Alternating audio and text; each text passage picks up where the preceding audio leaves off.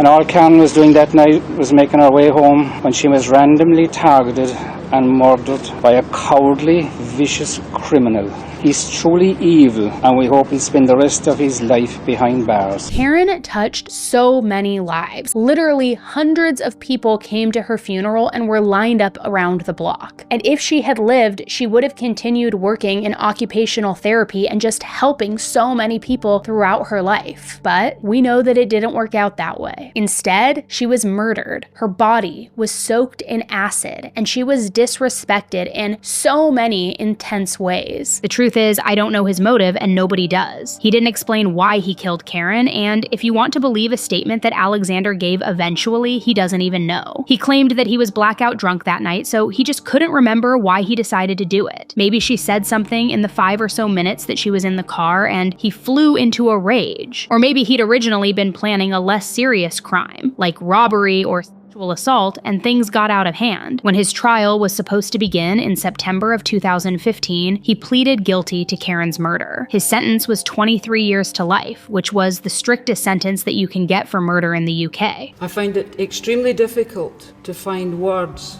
appropriate to describe the dreadful crime to which you pleaded guilty. Karen Buckley was a young woman in the prime of life. She was a visitor to Glasgow, studying to expand her knowledge in furtherance of her career in nursing. She was a much-loved member of a close and united family. To you, she was a stranger who appears tragically to have accepted a lift in your car. In a matter of minutes, for some unknown and inexplicable reason, you destroyed her young life and devastated a family.